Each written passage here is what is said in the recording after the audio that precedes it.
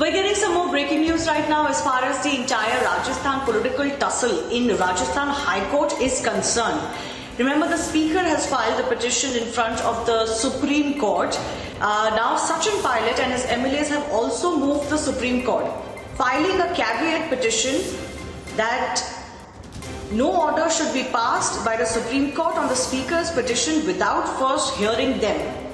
So, after the Speaker defended his right to move the disqualification of the 19 MLAs, including Sachin Pilot, the Pilot camp has also moved the top court, saying that they should be heard first before the Supreme Court passes any order on the Speaker's petition.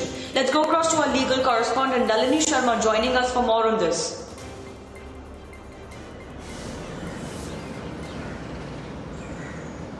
Shivani, well, this is the latest coming in from the Supreme Court. Sachin Pilot, along with his MLAs, has now filed a caveat petition before the top court. What this means is that this petition has been filed essentially saying that if there is a hearing on the Speaker's petition challenging the Rajasthan High Court order, then no order should be passed by the Supreme Court without first giving a chance to Sachin Pilot as well as his MLAs to argue before the Supreme Court. Essentially meaning that no ex parte order can be passed when a caveat petition is filed, and that's precisely why they've moved the Supreme Court now in this caveat petition. Earlier today we had seen Kapil Sibal, who is going to be representing the Speaker before the Supreme Court of India, trying to make a request for an urgent hearing before the Chief Justice of India. But the Chief Justice of India at that particular point had simply said that the registry is going to decide when this matter needs to be listed.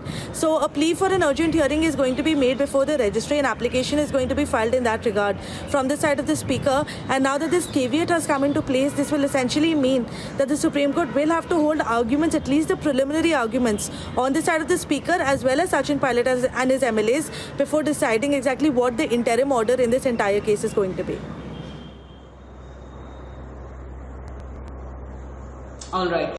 So the legal tussle continues as far as this matter is concerned. Now the Pilot camp has moved the top court. They want to be heard before the Supreme Court passes any order on the Speaker's plea. For the benefit of our viewers, Nalini, just also take us through the fact that the Speaker also has stood his ground, isn't it? This has become a tussle between the Speaker's power itself and what the MLAs believe is the MLA's right as well.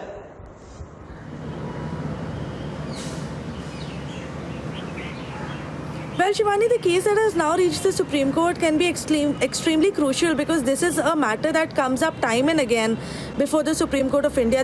We saw it in the matter of the Karnataka government, then again the Madhya Pradesh government recently, and now it's come down to the Rajasthan government. So the reason why it's going to be crucial is because this hearing is going to determine whether or not these MLAs who are on the verge of disqualification will be allowed to challenge the entire procedure that the Speaker has decided should be underway, and not only the Speaker's decision.